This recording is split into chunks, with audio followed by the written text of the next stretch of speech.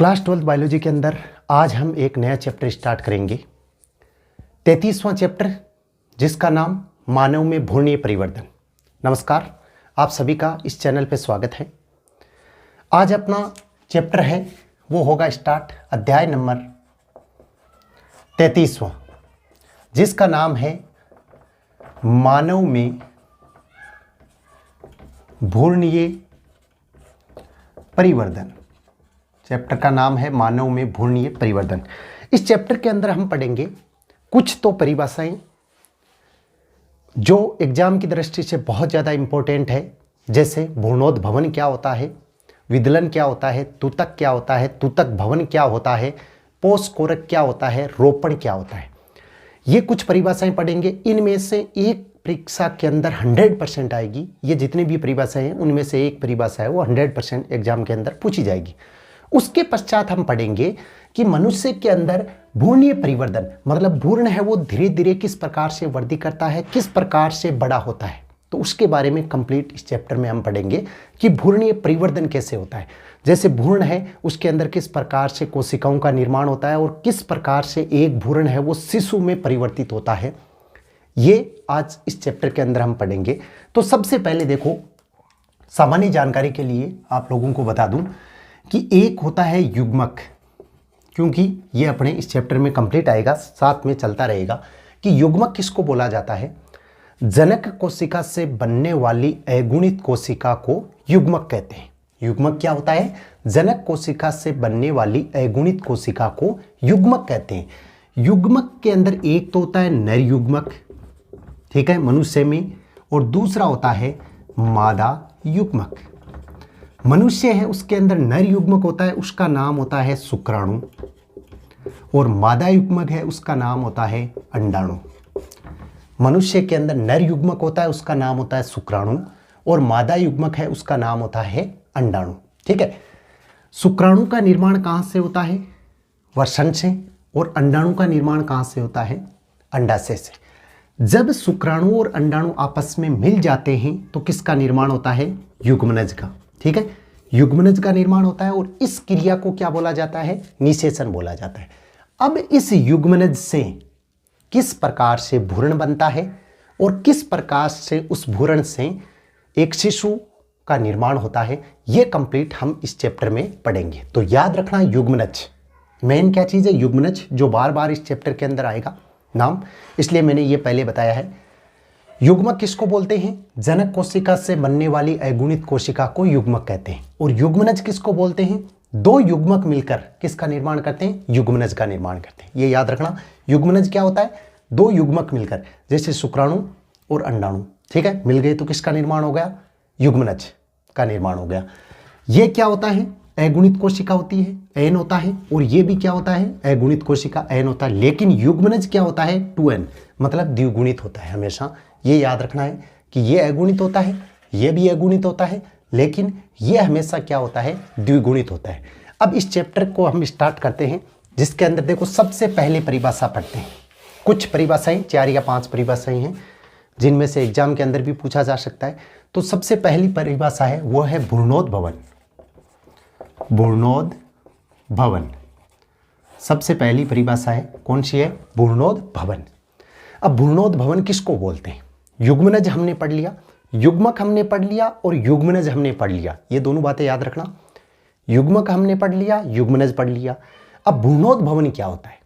तो युग्मनज में कोशिका विभाजन व कोशिका विभेदन से भ्रूणीय विकास या भ्रूण का विकास होना क्या कहलाता है? भ्रूणोद्भवन। ध्यान से सुनना परिभाषा। युग्मनज में कोशिका विभाजन व कोशिका विभेदन से भ्रूणीय विकास का होना भ्रूणोद्भवन कहलाता है। परिभाषा, युग्मनज में भ्रूणीय विकास, युग्मनज में कोशिका विभाजन व कोशिका विभेदन से भ्रूणीय विकास होना। कैसे? जैसे युग्मनज का निर्माण हो गया, उसके बाद में उसका क्या होगा? कोशिका विभाजन प्रारंभ होगा। कोशिका विभाजन किसको बोलते हैं? जैसे एक कोशिका है वो 2 भागों में बंट जाती है तो वो क्या हो जाती है? विभाजित हो जाती है। विभेदित अनेक शाखाओं में बंट जाती है। ठीक है, तो उन विभाजन से किसका निर्माण होता है? भ्रूणीय विकास का होना क्या कहलाता है? भ्रूणोद्भवन। तो सबसे पहली परिभाषा समझ में आ गई, भ्रूणोद्भवन किसको बोलते हैं। सेकंड परिभाषा है विदलन। विदलन, सेकंड परिभाषा क्या है, विदलन।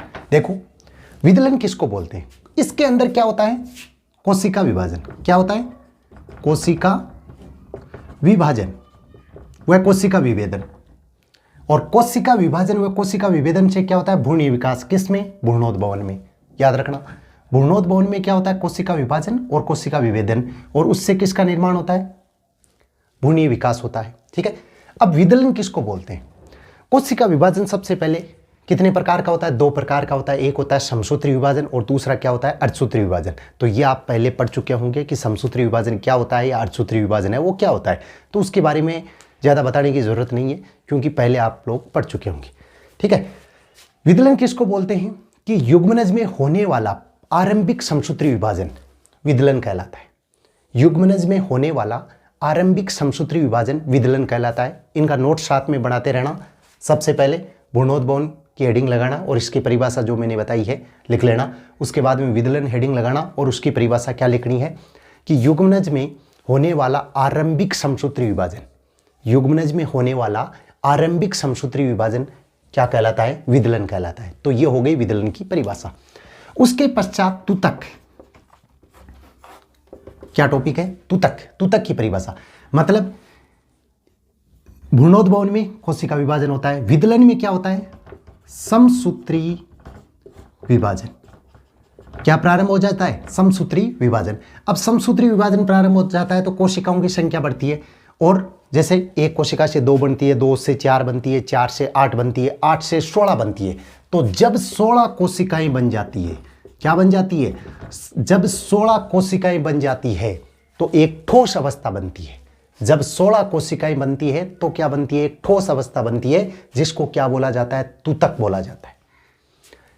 याद रखना, तुतक किसको बोलते हैं, जब कोशिकाओं की संख्या कितनी हो जाती है, 16। मतलब जैसे 2 से 1 से 2 बनी, 2 से 4 बन गई, 4 से 8 बन गई, 8 से 16 बन गई।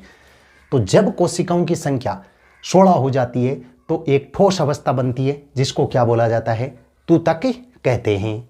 उसके पश्चात तुतक भवन। तुतक भवन किसको बोलते हैं, ठीक है। तुतक भवन किसको बोलेंगे, तुतक के निर्माण की क्रियाविधि को, किसको, तुतक के निर्माण की क्रियाविधि को क्या बोलेंगे, तुतक भवन। ठीक है। तुतक भवन किसको बोलेंगे, तुतक के निर्माण की क्रियाविधि को क्या बोलेंगे हम, तुतक भवन। परिभाषा समझ में आएगी। तुतक क्या होता है, 16 कोशिकाएं बनती है जिससे एक ठोस अवस्था बनती है, जिसको तुतक बोला जाता है, और तुतक निर्माण की क्रियाविधि को क्या बोला जाता है, तुतक भवन। उसके पश्चात एक पॉइंट है अपना, कोरक भवन। ठीक है। कोरक भवन किसको बोलते हैं, तो तुतक से कोरक पुटी का निर्माण, ये याद रखना।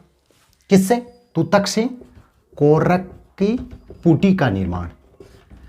तुतक से कोरक पुटी का निर्माण क्या कहलाता है, कोरक भवन कहलाता है। तुतक से कोरक पुटी का निर्माण क्या कहलाता है, कोरक भवन कहलाता है। ठीक है। तुतक से कोरक पुटी का निर्माण, कोरक भवन। देखो कुछ परिभाषाएं अच्छी तरह से समझना, 4-5 परिभाषाएं और भी हम पढ़ेंगे।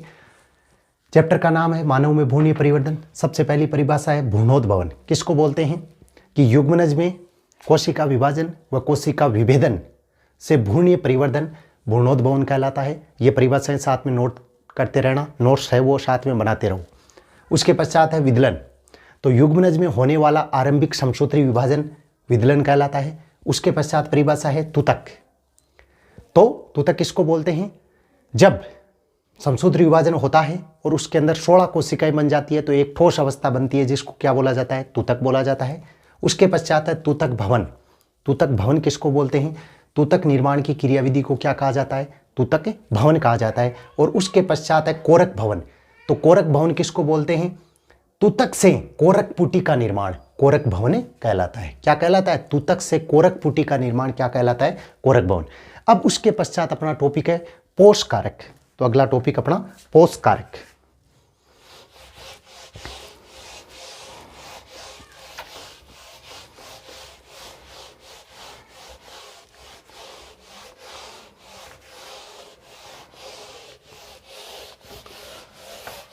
देखो अगला है पोष कारक।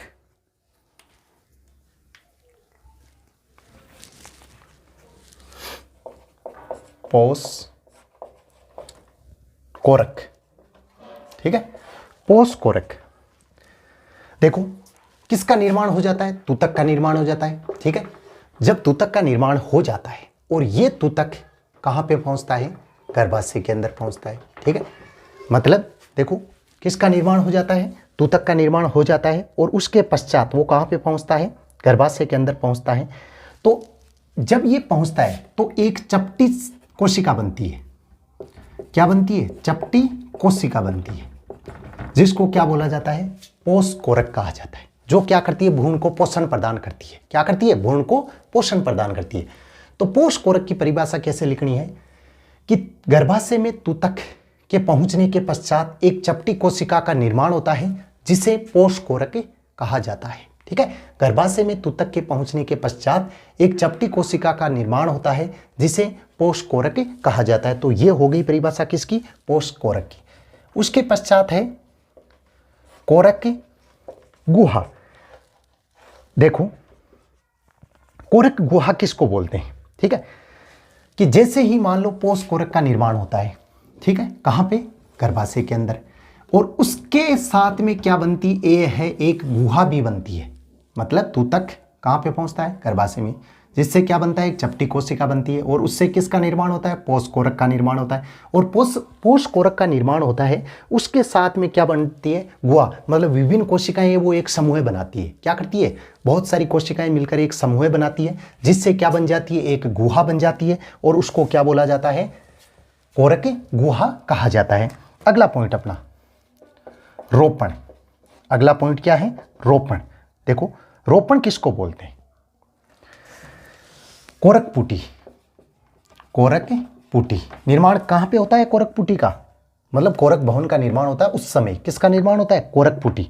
तो कोरक पुटी के गर्भाशय से चिपकने को, कोरक पुटी के गर्भाशय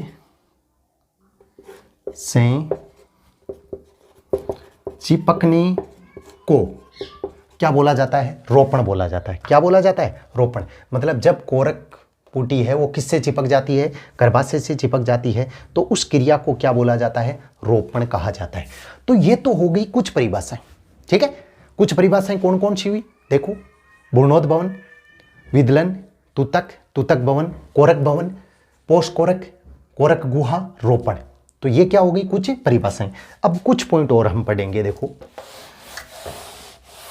कुछ और पॉइंटों के बारे में भी पढ़ेंगे। क्या होता है, मतलब आरोपण हो जाता है या रोपण हो जाता है, ठीक है। रोपण हो जाता है किसका, भ्रूण का। किसका हो जाता है, भ्रूण का, ठीक है। कोई भी भ्रूण है वो रोपित हो जाता है या आरोपित हो जाता है, तो उसके अंदर 3 प्रकार की कोशिकाएं बनती है, ठीक है। कोई भी भ्रूण है वो रोपित हो जाता है तो उसके अंदर कितने प्रकार की कोशिकाएं बनती है, 3। मतलब 3 प्रकार के स्तर बनते हैं। कौन कौन से बनते हैं, एक होता है बाह्य स्तर, मध्य स्तर और अंत स्तर, ठीक है। एक्टोड्रम, मिसोड्रम और एंडोड्रम, ये याद रखना। भ्रूणीय स्तरों के नाम बताइए। जैसे हमारे शरीर के विभिन्न अंगों का निर्माण होता है वो किन से होता है, इन भ्रूणीय अंगों के द्वारा ही होता है। तो ये भी अपने एक पॉइंट लिखना है सबसे नीचे, मेन इंपॉर्टेंट, कि भ्रूणीय स्तर है। जब मान लो कि भ्रूण है उसका क्या हो जाता है, रोपण या आरोपण हो जाता है। जब भ्रूण का रोपण या आरोपण हो जाता है तो उसके अंदर 3 स्तर बनते हैं। कौन कौन से स्तर बनते हैं, बाह्य स्तर, मध्य स्तर और अंत स्तर। और इसको क्या बोला जाता है, इन तीनों स्तरों को, एक्टोड्रम, मिसोड्रम और एंडोड्रम। सबसे पहला बाह्य स्तर एक्टोड्रम हो जाता है, ठीक है। उसके बाद मध्य स्तर मिसोड्रम हो जाता है और सबसे अंतिम स्तर क्या हो जाता है, एंडोड्रम, ठीक है। एक्टोड्रम, मिसोड्रम और एंडोड्रम है, इन तीनों से ही हमारे संपूर्ण शरीर का निर्माण होता है। मतलब ये जब ये तीनों भाग है वो बन जाते हैं, जिसके कारण क्या होता है कि हमारा शरीर है उस शरीर का निर्माण होता है। तो इन तीनों के बारे में याद रखना है, एक्टोड्रम, मिसोड्रम और एंडोड्रम, तीनों के बारे में याद रखना है। अब देखो अपना टॉपिक रहेगा कि भ्रूण है वो किस प्रकार से, कौन कौन से चरणों के अंदर, जैसे मान लो कि निषेचन की क्रिया संपन्न होती है, उसके पश्चात रोपण होता है। रोपण होने के पश्चात 9 महीने के पश्चात शिशु का निर्माण होता है। शरीर के कौन कौन से अंग बनते हैं, नाक, कान, आंखें किस प्रकार से बनती है, हाथ पैर किस प्रकार से बनते हैं, इन सब के बारे में अगला टॉपिक है उसके अंदर हम पढ़ेंगे, ठीक है। और उसके अंदर ये चैप्टर भी कंप्लीट हो जाएगा। इसलिए इस वीडियो को अच्छी तरह से देखना। अगर इसमें कुछ नहीं समझ में आता है तो अच्छी तरह से समझना है, क्योंकि इसके अंदर से 2 नंबर का प्रश्न है वो 100% एग्जाम के अंदर पूछा जाएगा। और आज जो मैंने बताया है उनमें से 100% एग्जाम के अंदर प्रश्न आएगा। अपने जितने भी सहपाठी हैं उनके साथ में भी वीडियो को शेयर करो। इस चैनल पर बायोलॉजी के अंदर मैंने बहुत सारे चैप्टर करवा दिए हैं, ठीक है। बहुत सारे, मतलब अगर मैं आपको गिनाऊं तो जैसे संख्या में गिनाऊं, कुछ चैप्टर हट भी गए हैं क्योंकि मैंने पहले पढ़ा दिए थे, तो फिर भी मैंने बहुत सारे चैप्टर करवाए हैं। तो उन चैप्टर के वीडियो भी आप अच्छी तरह से देखिए, उनको समझिए। धन्यवाद।